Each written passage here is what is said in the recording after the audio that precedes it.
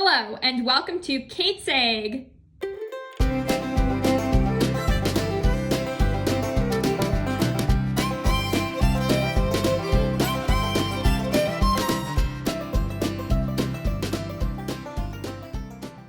Today, I will be showing you the most important parts of seeding lentils. Number one is the drill and putting them in the ground. The second most important part is the roller. The roller pushes any rocks that are above the soil back into the ground.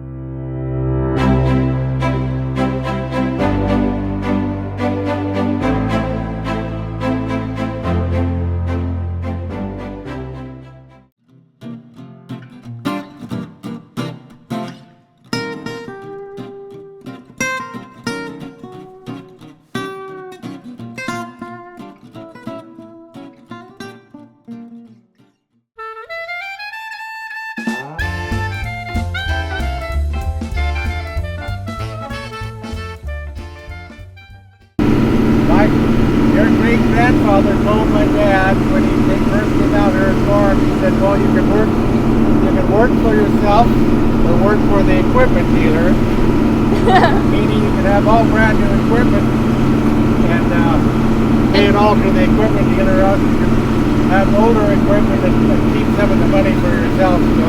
Yeah, it's really important to save where you can in farming. Yeah. And it works just as well, really. Although one time I was moving up Conrad to seed, and your grandfather told me, I know what I'm getting you for Christmas. And I said, what? He said, I'm getting you tarps to cover your equipment so you don't have to be ashamed of it when you haul it up here. Oh my gosh, that is hilarious. And a lot of times the older equipment's easier to fix because it's simpler. Yeah, it doesn't have all the electronics and whatnot, so.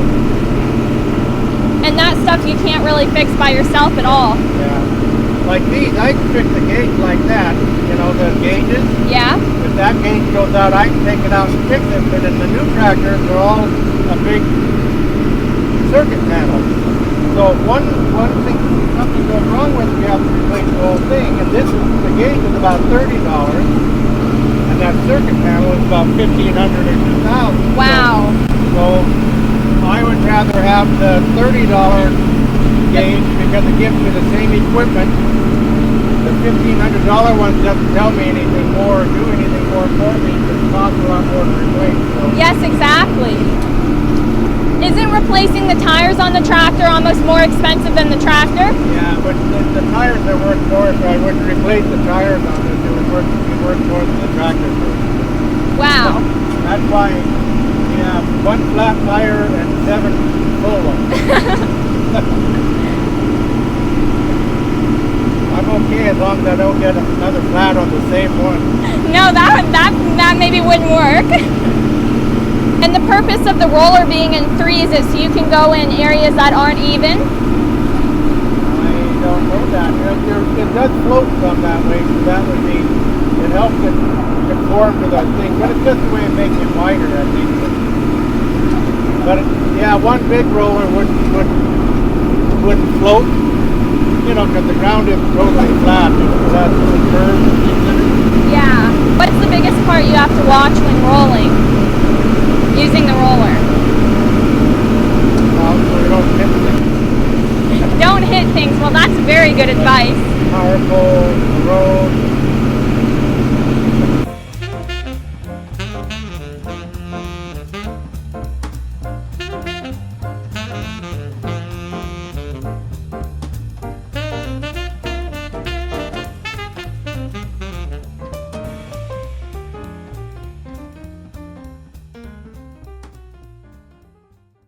And I would roll the pulleys so thing, and then I go through them. That way you get a better. That's a good idea. I usually double seed. I usually seed that way too. I usually seed the pulleys and then we seed through them again. So they're double seeded. There's more moisture there, so they'll support a greater plant population. So you want to seed them on some of your cleaner ground because they just go. And then once they get up and growing, there's no way of spraying anything in the lentils. It's all all the weed control is done pre-plant, before they emerge from the ground. What are the most important levers in the tractor?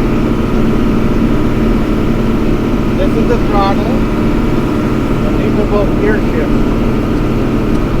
Awesome. High and low. Oh, wow. So that's low, and then back in is high. And then there's A, B, C, and D for the speed, forward speed.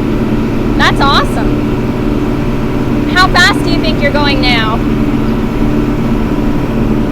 I'm in G1 and 2, so about 7 miles an hour. Oh, wow. Right at that. Some people roll a lot faster, but these are old tire tractors, so you have to take care of them. Yes. A 1980s tractor. 1980s tractor, wow. How many years have you planted pulse crops for? 5 or 6, 7. And you've been using the roller since then? Yeah, you have to roll a whole. Do you have to use the roller for chickpeas? Yep. Ooh, okay. What's your favorite farm piece of equipment to drive? My pickup. Your pickup? No. I like seating best, actually. Seating. That's cool. When we plow for this grain, some people would put that to the drill side, the reduction side, for the plowing, and they hook the drill behind the plow, so they somersault and did the feed control, and then they seeded right behind it within the same path. So Wow. we never did that because it's a lot to watch, And you're more likely to have something go wrong? well, for farmers that were doing it all themselves, and needed to save labor and time, Then that was the better option. it's a real good option. John Locke used to, and a lot of people use it. But as you start expanding your operation, there's more room for error with that method? Well, the more things you're doing at one time, there's always more room for error. That's because you have to watch more things. Yeah. Thank you, Uncle Chris, for the ride in the roller. You're welcome. That was awesome. Thanks for riding. Now I'm going to head over and take a ride with Darcy to see what the drill is doing while the roller is rolling.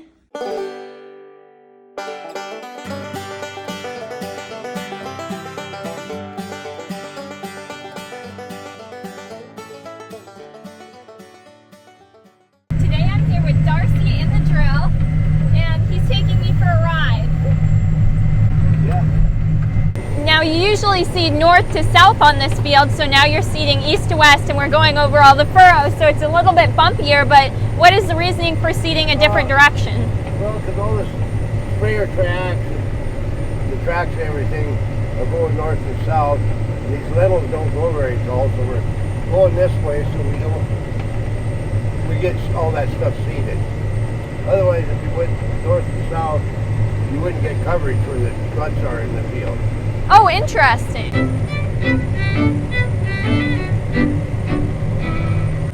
This is the one from my videos that's 1 mile long, so that's kind of cool. Yeah. Combining it feels like it takes forever to get to the other end. It does. I've run combine on this before. I know it takes forever to make that round. Yes, especially at 2 miles an hour. How fast are you going now? 5.5 or 5.4. 5 miles an hour. That's pretty good. Yeah. You don't want to go much faster. See.